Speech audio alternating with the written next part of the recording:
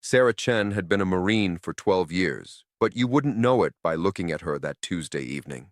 She wore jeans and a simple gray sweater as she walked through the parking lot of Pete's Hardware in Riverside, a quiet town in Central California where she'd grown up.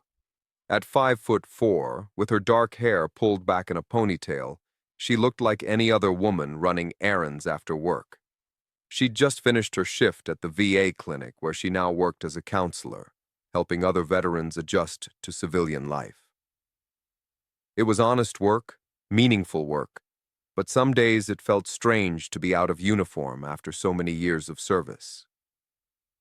2 tours in Afghanistan had taught her things most people in Riverside would never understand. She'd seen combat, led soldiers through dangerous territory, and earned a chest full of medals that now sat in a box in her closet. But tonight, all she wanted was to pick up some paint supplies and go home to finish renovating her late mother's house. The sun was setting, casting long shadows across the nearly empty parking lot. Sarah's truck was parked in the back corner, away from the store's entrance. She preferred it that way. Old habits from the military, always thinking about exit strategies and positioning. She was halfway to her truck when she heard footsteps behind her. Fast footsteps. Before she could turn around, a rough hand grabbed her shoulder and spun her against the side of a van. "Don't move," a male voice growled. "Don't even breathe wrong." Sarah found herself staring at a Glock 19 pointed directly at her face. Behind the gun was a man in his 30s, with pale skin, nervous eyes, and the jittery movements of someone high on something. To his left stood another man, older and heavier, with a scarred face and cold expression. A third man moved around to block her path to the truck. "Wallet, phone, jewelry, now," the one with the gun demanded, pressing the barrel closer to her forehead. His hand shook slightly, which made him even more dangerous. Scared people with guns made mistakes. Sarah's Marine training kicked in instantly. Her heart rate slowed rather than sped up. Her vision sharpened. She assessed the situation in seconds. 3 men, one armed with a handgun, the other 2 likely carrying knives based on the bulges in their jackets. They'd chosen their spot well, away from cameras and witnesses. The parking lot was deserted. "Please," Sarah said, making her voice small and frightened. She let her shoulders hunch forward, made herself look smaller. "Please don't hurt me. I'll give you whatever you want." The gunman smirked. "Smart girl. See, that wasn't so hard." "Look at her shaking," the heavy one laughed. "Probably gonna cry in a minute."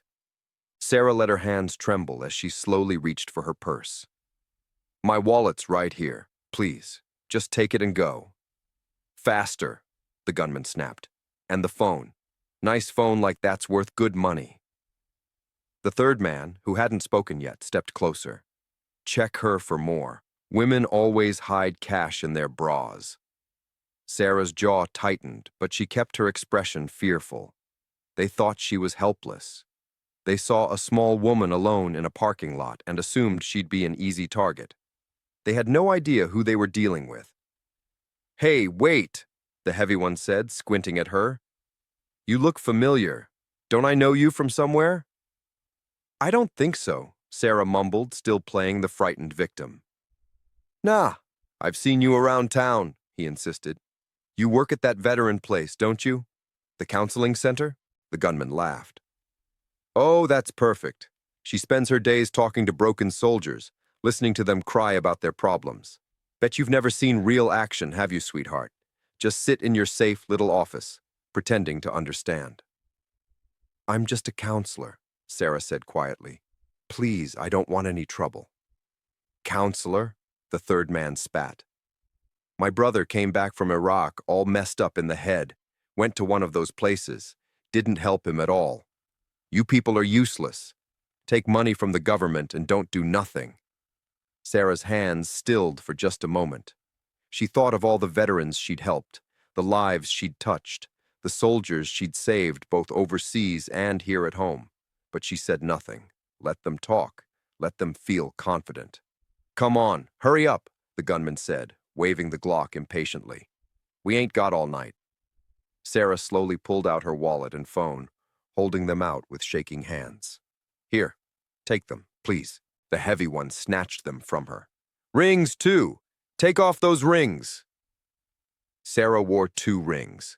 One had been her mother's wedding ring, the other a simple silver band her unit had given her when she'd been promoted to sergeant. Both meant the world to her. Please, she said, and this time the emotion in her voice was real. Not the rings. They're all I have left of my family. Should have thought of that before walking through a parking lot alone, the gunman sneered. Stupid woman. Don't you know how dangerous the world is? He had no idea how right he was, but he was about to find out. Sarah's fingers moved to the rings, her mind racing through options and calculations. These men had made their choice when they put that gun in her face. Now she was about to make hers. Sarah's fingers touched her mother's ring, and something shifted in her chest. These men thought they could take whatever they wanted. They saw a woman alone and assumed she was prey. But Sarah Chen had spent 12 years in the Marines. She'd disarmed enemies in the mountains of Afghanistan. She'd fought in close quarters combat. She'd trained until her movements became muscle memory, and she was done pretending to be helpless. Actually, Sarah said, her voice changing completely, losing the fear, becoming steel, I don't think I will. The gunman blinked, confused by her sudden tone. What did you just... Sarah moved. Her right hand shot up and caught the gunman's wrist, pushing the Glock away from her face at a 45-degree angle. At the same time, her left hand struck his elbow, hyperextending the joint. The gun discharged once, the bullet going harmlessly into the asphalt. Before he could react, Sarah twisted his wrist in a move she'd practiced 10,000 times, and the Glock clattered to the ground. The whole thing took less than 2 seconds. The heavy one lunged at her, but Sarah had already pivoted. She drove her elbow into his solar plexus, knocking the wind out of him, then swept his legs. He hit the pavement hard, gasping for air. The third man pulled a knife from his jacket. You crazy... Sarah kicked the Glock toward him, not at him, but past him, making him flinch and look away for just a heartbeat. That's all she needed. She closed the distance, trapped his knife hand, and delivered a palm strike to his nose. Blood exploded across his face. The knife fell. A follow-up strike to his throat dropped him to his knees, choking. The original gunman, cradling his injured wrist, scrambled backward. What the hell? What are you? Sarah stood over the 3 men, barely breathing hard. I'm a Marine, you idiot. 12 years, 2 combat tours, hand-to-hand combat instructor certified. You pointed a gun at the wrong woman. She picked up the Glock, ejected the magazine, and cleared the chamber with practiced efficiency. The slide locked back. She pocketed the ammunition and tossed the empty gun into a nearby dumpster. Here's what's going to happen, Sarah said calmly, looking at each of them in turn. You're going to sit there quietly while I call the police. You're not going to move. You're not going to run. Because if you do, I promise you, it will go much worse for you than it already has. The heavy one was still gasping, trying to catch his breath. The third man held his bleeding nose, tears streaming down his face. The original gunman just stared at her in shock.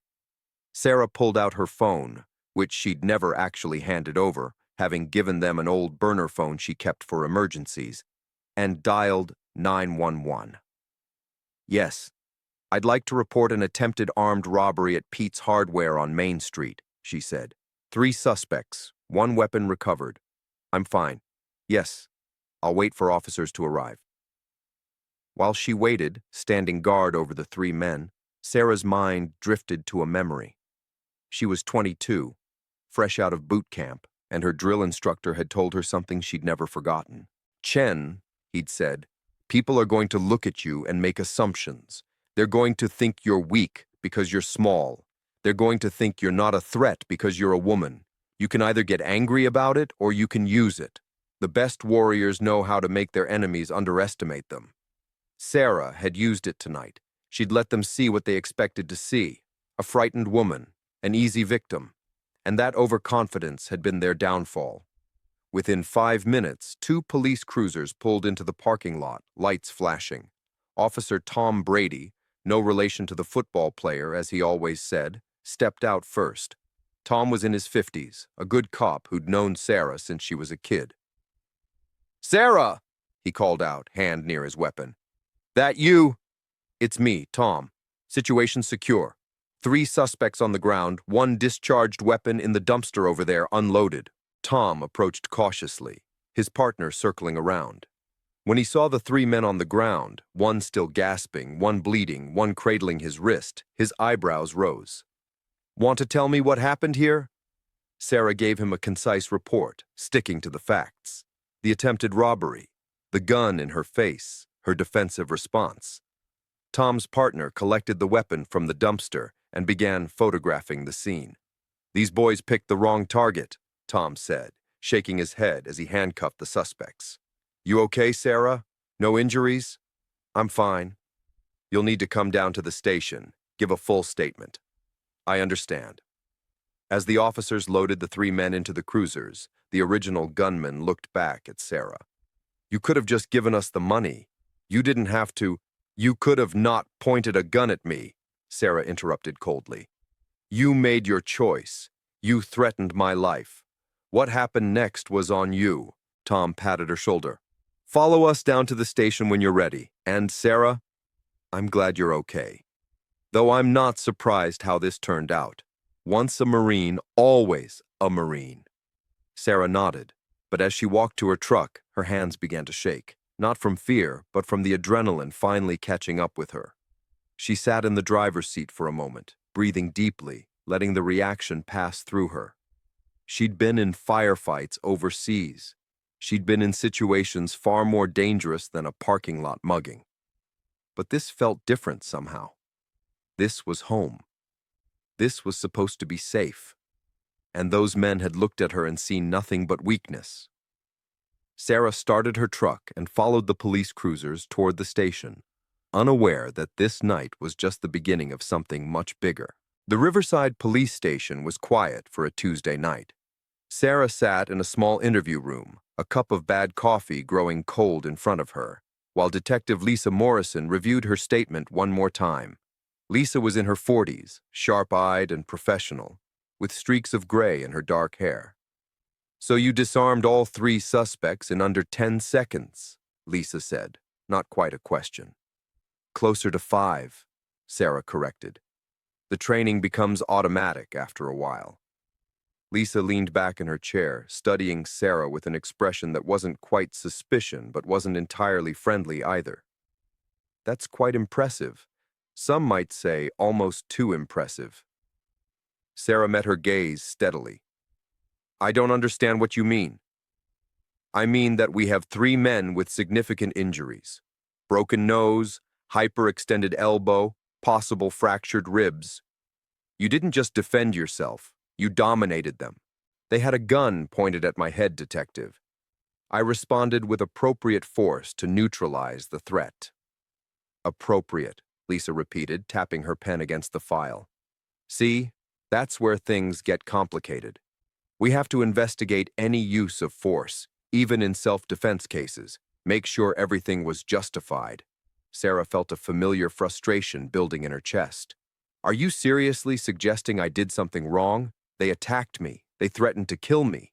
I'm not suggesting anything. I'm doing my job." Lisa's voice remained neutral. "But here's the thing, Sarah. You're trained. You're a combat veteran. A jury might wonder if you could have just run away or complied or let them rob me? Let them take my mother's ring? Let them think women are easy targets they can terrorize whenever they want?" The door opened, and Tom Brady stepped in. "Lisa, got a minute?" The detective excused herself, leaving Sarah alone in the room. Through the small window in the door, Sarah could see them talking in the hallway. Tom looked agitated, gesturing emphatically. Lisa kept shaking her head. When Lisa returned, her expression had softened slightly. "Officer Brady vouches for you. Says you're a model citizen, that your work at the VA is exemplary. Says these 3 have records. The one with the gun has 2 priors for armed robbery." I could have told you that, Sarah said quietly. I could see it in how they moved, how they operated. They'd done this before. Lisa closed her file. You're free to go, for now. But this case is going to get some attention. Woman veteran disarms 3 attackers. It's the kind of story the media loves. She was right. By the next morning, Sarah's phone was flooded with calls from local news stations. By afternoon, the story had gone regional. By evening, it was trending on social media. Female Marine defeats armed robbers in parking lot. Sarah didn't answer the calls. She went to work at the VA clinic, hoping to lose herself in helping others. But even there, she couldn't escape it.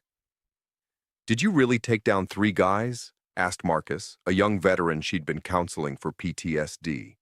His eyes were wide with admiration. It wasn't like the stories make it sound, Sarah said. I just defended myself. That's amazing, though. I wish I could do that. I wish I could. He stopped, his enthusiasm fading. I wish I could be strong like that again. Sarah looked at him. Really looked at him. Marcus had been a gunner on a convoy that hit an IED. He'd lost 2 friends and part of his hearing. He had nightmares every night, and here he was calling her strong when he survived every single day with wounds she couldn't see. Marcus, you are strong. You're here. You're working through your trauma. You're still fighting. That's a different kind of strength, but it's just as real. But Marcus wasn't the only one with that reaction. Throughout the day, veteran after veteran approached her, some with admiration, others with something else, a kind of hungry hope, as if her victory in that parking lot could somehow be their victory too. That evening, Sarah returned home to find a news van parked outside her mother's house. A reporter with perfect hair and 2 white teeth jumped out as Sarah pulled into her driveway. Ms. Chen, I'm Brad Wilson from Channel 7 News. Can we ask you a few questions about the attack? No comment, Sarah said, heading for her front door. Is it true you're trained in hand-to-hand combat? How does it feel to be a hero? Sarah stopped at her door and turned. I'm not a hero. I'm just someone who got attacked and defended herself. Please leave me alone. But the public wants to know. The public doesn't need to know anything. 3 men tried to rob me. I stopped them. That's the whole story. She went inside and locked the door, but Brad Wilson and his cameraman didn't leave. They stayed outside for another hour, filming her house, hoping she'd come out again. Sarah sat in her living room, in the house where she'd grown up, where her mother had raised her alone after her father died, and felt a strange isolation settling over her. She'd faced enemy combatants overseas. She'd survived firefights and explosions. She'd held dying soldiers in her arms and somehow kept going. But this feeling of being watched, judged, turned into a symbol or a story, was different. It made her feel exposed in a way combat never had.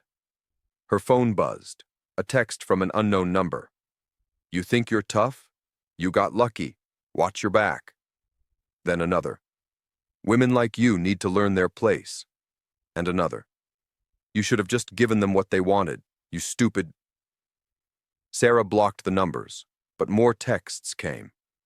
Different numbers, same message. She'd done something wrong by fighting back. She'd embarrassed those men. She'd broken some unspoken rule. She thought of the gunman's face when he'd pointed the Glock at her, the casual cruelty in his eyes, the assumption that she would simply comply, simply submit because that's what women were supposed to do. And she thought of Detective Morrison's questions. Could you have just run away? Sarah stood and walked to her bedroom, to the closet where she kept her military memorabilia. She pulled out her medals, her uniform, her service photos. There she was at 22, fresh-faced and determined. There at 26, leaner and harder, standing with her unit in Afghanistan. There at 30, receiving her sergeant's stripes. In every photo, she was strong, capable, a warrior. 3 days after the parking lot incident, Sarah was called back to the police station. This time, it wasn't Tom Brady who greeted her, but Detective Morrison and a man in an expensive suit Sarah had never seen before. Ms. Chen, this is Robert Harding. Lisa said. He's representing the 3 men you assaulted. Defended myself against, Sarah corrected. Harding smiled, but it didn't reach his eyes. Ms. Chen, my clients have decided to press charges against you for assault and battery, reckless endangerment, and excessive use of force. Sarah stared at him. You're joking. I assure you I'm quite serious. My clients were merely trying to rob you, a property crime. You responded with violence that resulted in serious injuries. We have medical reports documenting broken bones, lacerations, and trauma. They pointed a gun at my head. A gun that was never actually fired at you, Harding countered smoothly. My clients maintain they never intended to hurt you. They simply wanted your valuables. Your excessive response was unwarranted and potentially criminal. Sarah looked at Detective Morrison. You can't be serious about this. Lisa's expression was uncomfortable. I don't like it any more than you do, but they have the right to file charges. The district attorney will have to review the case. This is insane! They attacked me! Harding pulled out a tablet and turned it toward Sarah. We also have these. Social media posts from your military days. Videos of you in combat training, bragging about how many ways you know to hurt someone. Posts about how you never back down from a fight. We intend to argue that you didn't defend yourself. You were looking for an opportunity to use your training on someone. You escalated a simple robbery into a violent confrontation. Sarah's hands clenched into fists. The posts he was showing her were years old, taken out of context. Yes, she'd been proud of her training. Yes, she'd been confident in her abilities. But that didn't mean she went looking for fights. Those posts are from when I was 23 years old, Sarah said through gritted teeth. They don't prove anything. They prove you have a history of violence and aggression. Combined with your military background, we believe we can convince a jury that you used excessive force against 3 men who posed no real threat to someone with your training. After Harding left, Sarah sat in the interview room, her mind reeling. Tom Brady came in, looking furious. This is garbage, Sarah. Everyone knows it. Then why is it happening? Tom sighed heavily and sat down across from her. You want the truth? Harding is connected. He's got friends in the city council, the mayor's office. And those 3 men you took down? Turns out one of them is the nephew of Councilman Ross. Sarah's blood ran cold. Councilman Ross was one of the most powerful politicians in Riverside, known for his old-fashioned views on everything from women's rights to military spending. So, this is about politics, Sarah said flatly. It's about a powerful man embarrassed that his nephew got beaten up by a woman. Ross has been making noise about vigilante justice, about veterans who can't adjust to civilian life, about how your actions were dangerous and uncontrolled. Tom leaned forward. Sarah, you need to get a lawyer, a good one. I can't afford a good lawyer. Then find one who'll work pro bono, because Ross is going to push this. He's going to make an example out of you. Sarah left the police station in a daze. The media that had celebrated her as a hero 3 days ago was already shifting its narrative. She saw the headlines on her phone. Did Marine veteran use excessive force? Self-defense or assault? Questions raised about parking lot incident. Councilman Ross calls for investigation into veterans' vigilante actions.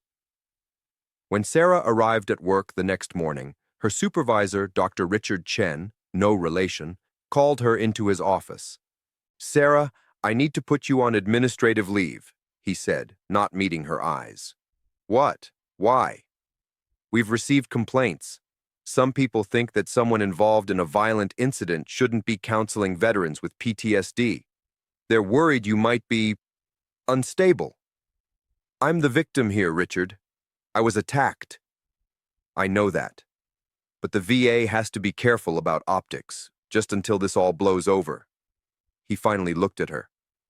I'm sorry, Sarah, my hands are tied. Sarah drove home, suspended from her job, facing potential criminal charges, watching her reputation crumble in real time. She sat in her truck outside her mother's house and tried to process how quickly her life had fallen apart. A knock on her window made her jump. It was an older woman, maybe 70, with gray hair and kind eyes. Sarah recognized her, Mrs. Patterson, who lived 2 doors down. "I saw what happened on the news," Mrs. Patterson said when Sarah rolled down the window. "And I just want you to know, I think what you did was brave. My husband was a Marine in Vietnam. He would have been proud of you." "Thank you," Sarah managed. "Don't let them make you feel ashamed for being strong. This town needs more women like you, not fewer."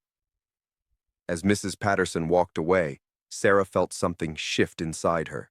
She'd been reacting, defending, trying to explain herself. But maybe that was the wrong approach. Maybe it was time to go on offense. Sarah pulled out her phone and started making calls. First to the ACLU, then to a veterans' rights organization, then to a journalist she knew who actually cared about the truth. If Councilman Ross wanted a fight, he was going to get one, but not the kind he expected.